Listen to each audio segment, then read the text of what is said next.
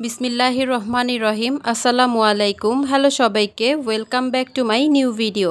আজকের ভিডিওতে আমি আপনাদের সঙ্গে শেয়ার করব কলমি শাক দিয়ে মুসুর ডাল রান্না করার খুবই মজাদার একটি রেসিপি।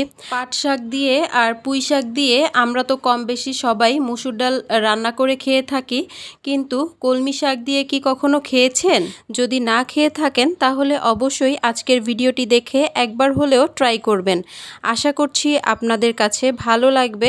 প্রথমেই আমি এইভাবে ছোট ছোট করে কলমি শাকগুলোকে কেটে নিয়েছি, আর অবশ্যই কাটার আগে ধুয়ে নিতে হবে। যে কোনো শাক কাটার আগে ধোয়ার ট্রাই করবেন, এতে করে পুষ্টিগুণ অটুট থাকে। এরপর আমি এখানে মুসুর ডালগুলোকে খুব ভালোভাবে ধুয়ে কিছুক্ষণ ভিজিয়ে রেখেছিলাম। চেষ্টা করবেন ভিজিয়ে রাখার জন্য, এতে করে মুসুর ডালের ভেতরে একটা কষ থাকে, সেই কষটা বের হয়ে যায় আর ডালটা খেতেও ভালো লাগে, আর দেখতে পাবেন যে ডালটা ফুলে ডাবল হয়ে যায়। তো এই স্টেপটা অবশ্যই ফলো করার ট্রাই করবেন। ডালটাকে আমি প্রথমেই একটা কড়াইয়ের মধ্যে নিয়ে নিয়েছি।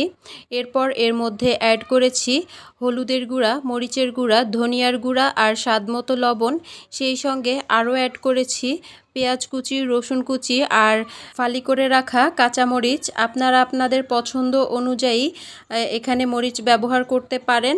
এরপর এর মধ্যে আমি অ্যাড করেছি পরিমাণ মতো তেল। আমি এখানে খুব কম পরিমাণে রান্নার রেগুলার তেল ইউজ করেছি। এই পর্যায়ে তেলটা কম ব্যবহার করা ট্রাই করবেন, যেহেতু আমরা পরে আরও তেল অ্যাড করব। এরপর অ্যাড করতে হবে পানি।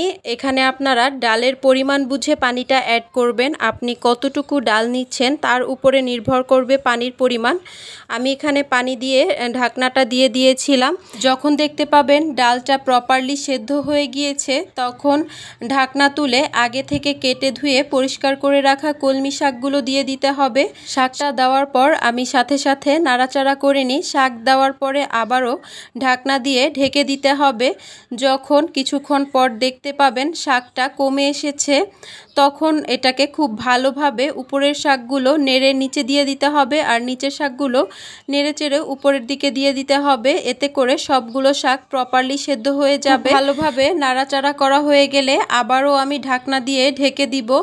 ঢাকনা দেওয়ার কারণে খুব ভালোভাবে শাকটা সেদ্ধ হয়ে যাবে। এই ধরনের আরও নিত্য নতুন ইউনিক অ্যান্ড ইজি রেসিপি পেতে আমার চ্যানেলটিকে সাবস্ক্রাইব করতে ভুলবেন না। যারা কাজটি অলরেডি করে ফেলেছেন তাদেরকে অসংখ্য ধন্যবাদ। ভিডিওটি ভালো লাগলে ভিডিওতে একটি লাইক, কমেন্ট এবং শেয়ার করতে ভুলবেন না। আপনাদের এক একটি লাইক, কমেন্ট এবং শেয়ার আমাকে নতুন নতুন আরও অনেক ভিডিও করার উৎসাহ যোগায়। যখন দেখতে পাবেন শাকটা প্রপারলি সেদ্ধ হয়ে গিয়েছে আর ডালটাও অনেকটাই ঘন হয়ে এসেছে, তখন নামিয়ে নিতে হবে।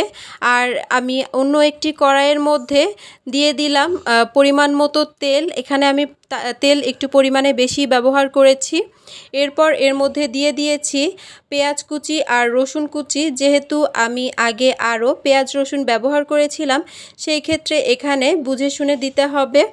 এরপর খুব ভালোভাবে এটাকে ভেজে নিতে হবে। একেবারে আমরা যেরকম ডালটা বাগার দেই, কোনো কিছু বাগার দেওয়ার ক্ষেত্রে যেভাবে ভেজে নেই, ঠিক সেইভাবেই এটাকে একদম গোল্ডেন ব্রাউন কালার করে ভেজে নিতে হবে।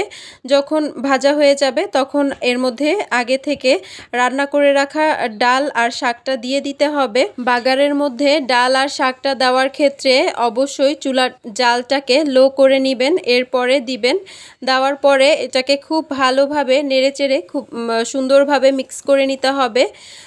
এরপর এটাকে আরও একটা বলক তুলতে হবে। এভাবেই কিন্তু নামিয়ে রাখা যাবে না, একটা বলক তুলে এরপর নামিয়ে নিতে হবে। কলমি শাক দিয়ে ডাল রান্না করার যে রেসিপিটা আমি আজকে আপনাদের সঙ্গে শেয়ার করেছি, এই রেসিপিটা কিন্তু সবচেয়ে সহজ রেসিপি। এর চেয়ে সহজ কোনো পদ্ধতি হতে পারে না, আর খেতে কিন্তু অনেক বেশি মজাদার। আল্লাহ হাফেজ। Thanks for watching.